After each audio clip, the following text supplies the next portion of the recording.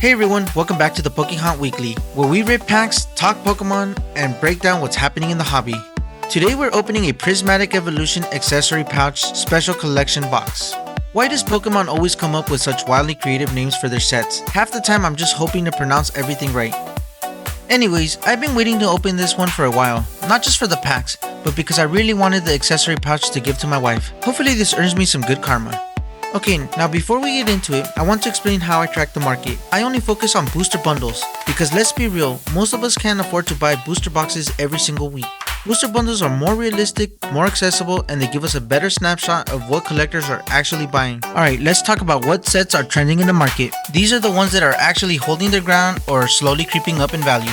Let's kick things off with the 151 set. This one's honestly no surprise.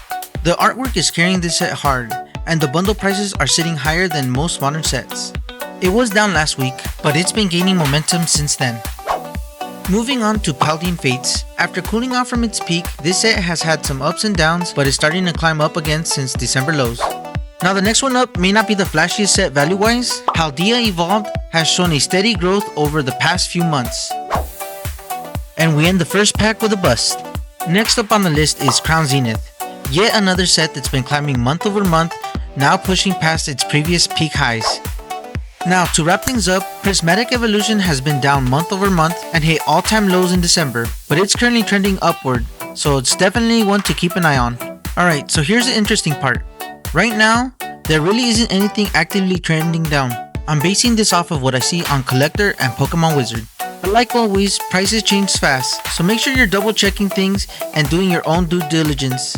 Most of the dips we saw happened back in December.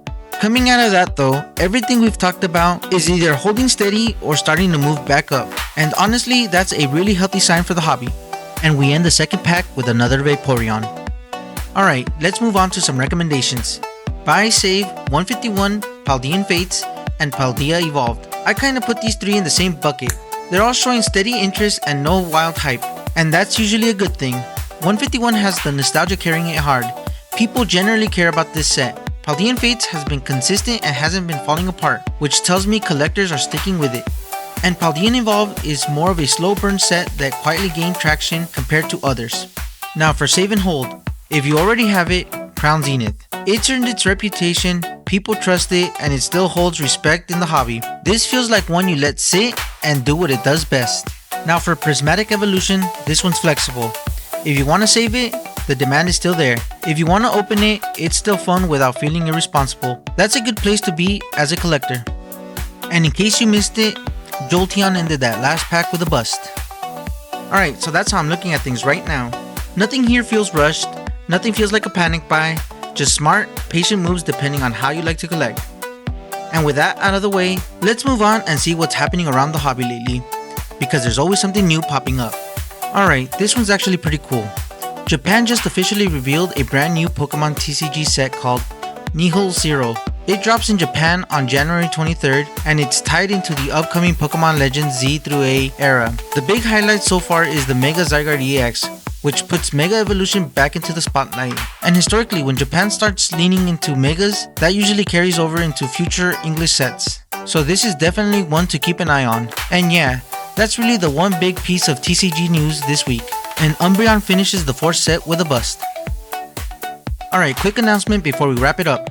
Once this channel hits 1,000 subscribers, I'm doing a random giveaway for a Mega Evolution booster box. No crazy hoops, just a thank you to everyone supporting the channel. And if things go well, this is something I want to turn into a monthly giveaway going forward. Alright, and we're nearing the end and we finished the box with a bust. Wow, that's rough. Alright, that's it for this one. I'll see you on the next hunt.